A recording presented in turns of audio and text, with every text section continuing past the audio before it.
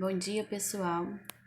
Vamos dar continuidade, né? Agora a gente vai falar um pouquinho do capítulo 10. A gente falou sobre as questões de eletricidade. Hoje a gente vai... a gente trabalha na mesma área, porém a gente vai falar do eletromagnetismo, né? São forças de ação à distância. E a gente vai estudar um pouquinho.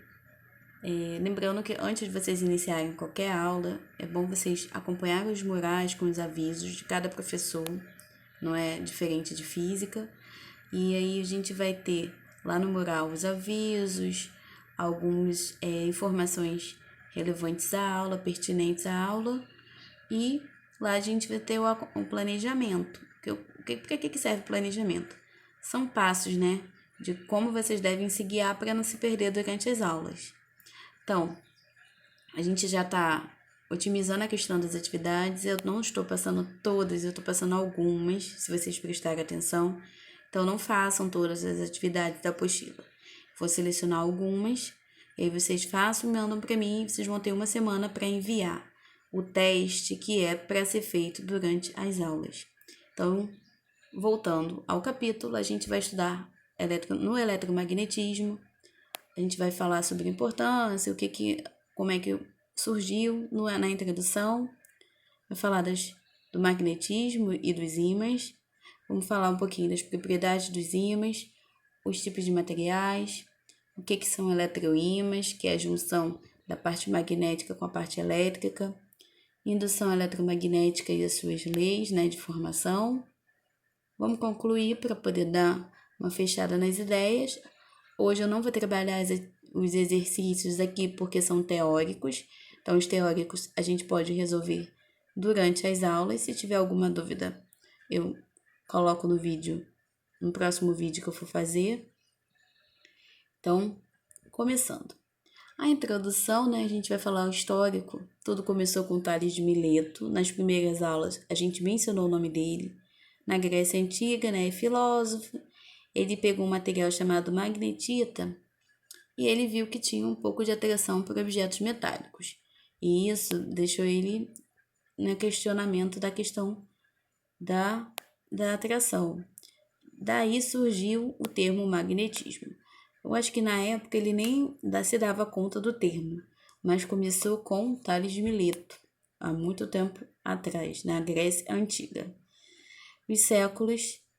Mas aí a gente continuando, dando um pulo para o século para frente, século XV e XVI, quem gosta de história e humanas, foi a era das navegações, que os países europeus eles foram em busca de outros continentes para poder achar territórios para colonizar, e houve a descoberta da bússola que ajudou nas navegações, né? Ela era um guia para navegação. Mas aí, por que eu tô falando das navegações? Que a bússola que usava funcionava dependendo de um campo magnético, que na época nada mais era que a nossa própria planeta Terra, que é o grande imã, que embora a gente não pense, ela é um grande imã. Por quê?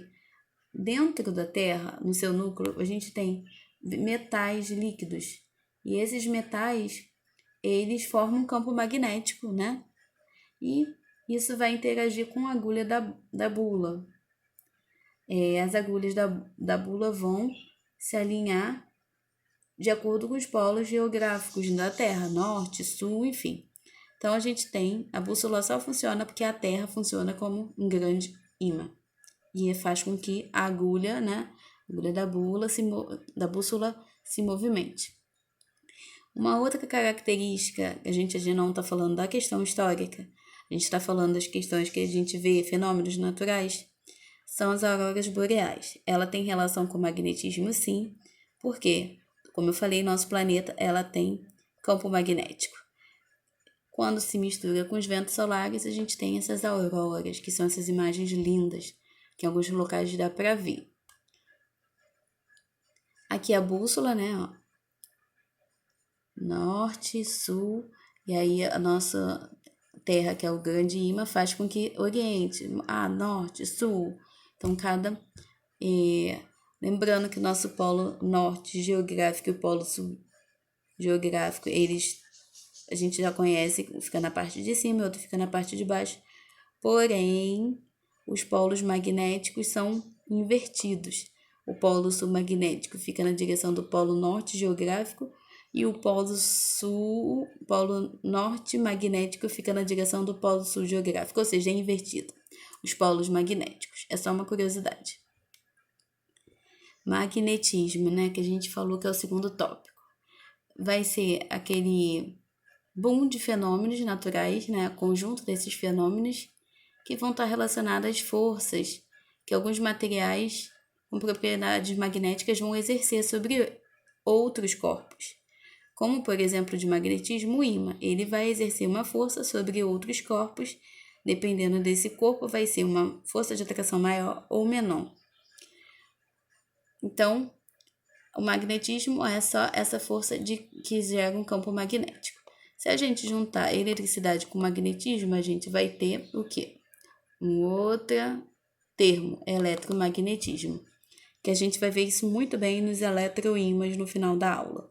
Então, a gente vai estudar magnetismo, só os ímãs sozinhos, e depois a gente vai acrescentar uma dose de eletricidade para ver no que dá. Então, o ímã, ele vai produzir, campos magnéticos, que são forças para atrair os objetos normalmente metálicos, é o que ele vai ter maior força de atração. Existem outros que ele vai exercer uma força, mas não é tão grande assim. Possui 2 polos, então característica principal de um ímã vai possuir sempre 2 polos, norte, de onde geralmente vai sair a linha de força, né? Da onde parte as linhas de força. E sul, então norte e sul. E como sinal positivo e os negativos, sinais iguais faz o quê? Repele, sinais diferentes, mais e menos atração. Aqui é a mesma forma, só que a gente não fala de sinais, a gente fala de polos. Então, polos iguais, norte com norte, vai repelir. Polos diferentes, norte e sul, quando são aproximados, eles se atraem. Então, na próxima imagem, a gente vê isso. Ó, polos diferentes, norte com sul. Quando se aproxima, se atraem, ou sul e norte se atraem. E polos iguais, ó, mesma cor. Sul com sul se repele, norte com norte se repele. Que eu falei, as linhas, né, do campo magnético, elas partem do norte. As linhas são essa aqui, ó, a direção para a qual a força vai ser gerada, da magnética. Então, partem do polo norte. Outras propriedades dos ímãs. A gente falou da atração e repulsão dos polos. Tem a segunda propriedade, que é inseparabilidade dos ímãs. Ou seja, eu tenho um ímã. Isso aqui todo é um ímã. Se eu dividir ele em 3 partes, ele vai manter os polos. Em cada pedaço, eu vou ter polo norte e polo sul em cada pedaço. Ou seja, norte e sul não se separam nos ímãs. Magnetização é a terceira propriedade. Mesmo que um material, um ímã, não exerça um campo magnético forte, você pode criar um campo magnético artificial. Você pode criar essa magnetização, que é a criação de campos magnéticos em ímãs. Elas podem ser permanentes, como o nome dela já diz, vai manter aquela característica por muito tempo, como por exemplo o ímã de geladeira, ou de forma temporária. Só vai manter por um período, como por exemplo quando se aproxima o alfinete de um ímã. Se você tirar o ímã, o alfinete não. Você tirar o alfinete ou o ímã, de perto do outro, essa força ela não vai ser exercida por muito tempo. Então, princípio da separabilidade. Se eu dividir o ímã no meio, eu vou continuar tendo norte e sul. Aí eu peguei esses pedaços, divido novamente, norte e sul. Se eu pegar esse pedaço e dividir, vai permanecer os polos, norte e sul. Então, inseparabilidade dos polos. Como eu falei, o ímã ele exerce uma atração, uma força, né, com metais. Porém, essa força ela tem graus. Dependendo dos graus, a gente tem a classificação dos materiais. Primeiro material, ferromagnéticos. Ferromagnéticos, a gente já presume por ser ferro, que a gente já tentou encostar o ímã nesse material, que vai ter uma forte atração quando o ímã for aproximado. Então, esse tipo de material, o ímã vai ser bem atraído, como por exemplo metais, o ferro. Aqui a gente tem níquel, né, que é um tipo de metal. E aí você tem uma grande força de atração ali. E aí você vai ter ferro, cobalto, níquel como exemplo, algumas ligas metálicas e etc. Então, uma grande força de atração. Os paramagnéticos que a gente vai ter aqui, o ferro a gente exclui, o cobalto também, o níquel é que eu botei ao contrário, gente. Enfim, o sódio, o alumínio e a platina era para ser alumínio, a foto ficou ao contrário. Abstrai aqui, pensa na lata de refrigerante. Se você pensar na lata de refrigerante, ela é formada por alumínio, ou a parte de algumas janelas também. Você vai ter, quando encostar o ímã, uma fraca atração. Você vai sentir uma força leve, vai, às vezes até não, mas essa atração é muito fraca, ou seja, não vai se manter por muito tempo. E a gente tem os diamagnéticos, que na presença de um campo magnético vai ter seus ímãs orientados no sentido contrário ao sentido do campo magnético aplicado. Então, se eu aplico o ímã para cá, ao invés de ele atrair, ele escapa. Então, é sempre o contrário. Ele vai exercer uma força contrária do ímã. Então, por exemplo, ouro, prata, cobre e o bismuto. Aqui é um material bismuto que, se você encostar o ímã, ele vai exercer uma força contrária do campo magnético. Então, se o ímã ele exerce um campo magnético para cá, ele vai exercer uma força contrária à do ímã. Então, eles exercem força ao contrário. Eles são do contra, o tipo de material do contra, entre aspas, da questão do magnetismo. Falando um pouquinho dos eletroímãs. Os eletroímãs é um material, né, que vai ter magnetismo, mas a gente vai juntar com a dosezinha de eletricidade. E aí a gente vai ter o eletromagnetismo aqui, os princípios dele para trabalhar com os eletroímãs. Para que servem isso? Eles controlam a intensidade de um campo magnético qualquer por meio de uma corrente elétrica. E aí você serve para estudar o fenômeno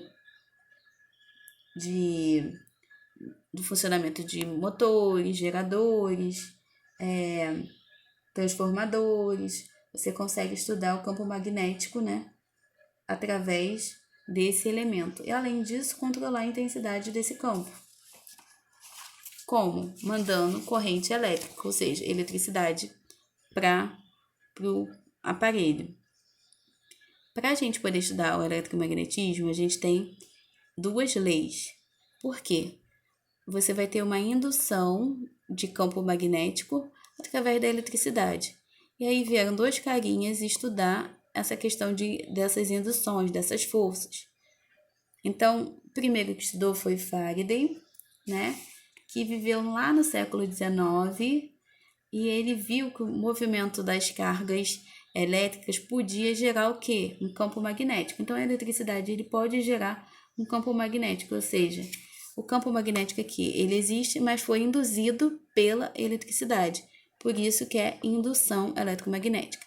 O campo magnético surgiu sozinho? Não, ele foi induzido. Então, quem estudou isso foi Faraday. Só que induziu. Mas como que eu posso ver se tiver alguma variação? Aí vem Lenz, mais um pouquinho para frente, e vai estudar a variação do fluxo magnético mediante a eletricidade. E aí ele botou algumas espiras no experimento dele, usou um ímã e começou a estudar. Esse maluco não tinha o que fazer, aproximou o ímã de uma espira, né, que tem eletricidade, e vamos ver o que dá. Juntou magnetismo com eletricidade. Ele viu que quando aproximava, havia aproximação, o campo magnético ficava oposto ao fluxo da corrente elétrica, né? Quando eu aproximava o ímã, e ele se oporia ao fluxo magnético, fluxo da espira. da corrente. Então, quando eu afasto, se eu afastar, o que vai acontecer? O campo magnético ele segue em direção ao fluxo. E aí você vai ter o quê? O que a gente vai conseguir estudar? Como que vai se comportar as linhas de campo magnético quando eu coloco uma eletricidade ali. Se eu aproximar e se eu afastar. Então, não é só colocar a eletricidade como o Faraday falou. Você tem a questão da direção dessa corrente elétrica para poder estudar como é que o campo magnético vai funcionar num aparelho. E aí, mediante isso tudo, o que a gente tem de importante para isso? O eletromagnetismo, né, juntou os conceitos da eletricidade e do magnetismo, né, dos ímãs, para quê? Para que a gente pudesse ter máquinas funcionando. E, com isso, algumas máquinas elas têm importância para a gente. Como, por exemplo, a gente só tem essa questão de indução eletromagnética, juntando os conceitos de eletricidade e magnetismo, né? Nos motores elétricos e nos geradores de energia.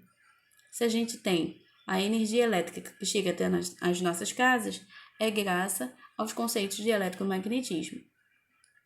A gente também tem a questão dos conceitos de fenômenos naturais, que eu já falei, são as auroras, então é importante saber a questão de que elas podem ajudar na questão de estudar esses fenômenos.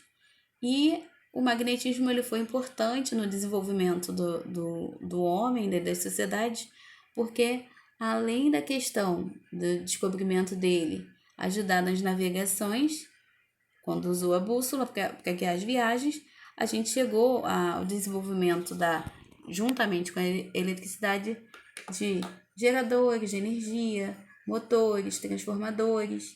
Falando um pouquinho dos geradores, quando você tem uma hidrelétrica, por exemplo, você tem uma energia da queda da água, que ela passa por tubulações, aciona a paz, aí você já tem uma energia cinética ali, e essa energia cinética ela vai acionar bobinas condutores através de como é que essa pá vai levar à formação de uma energia elétrica, porque existem bobinas, geradores que trabalham com indução eletromagnética. Essa indução desses eletroímãs mini que funcionam nos geradores vai fazer com que essa energia da água vire a energia elétrica que chega às nossas casas. Então, a gente tem a importância, sim. Esses dois carinhas aqui, eles juntaram as duas ideias para que a gente pudesse ter a energia que abastece nossas casas, faz com que os nossos computadores carreguem nossos celulares. Então, a física ela tem uma importância nesse sentido. Então, como eu falei, as atividades são as duas questões de hoje, que vocês precisam entregar hoje, e para a semana que vem, as atividades finais da apostila, lembrando que não serão todas, só vão ser algumas. Vou especificar lá no mural.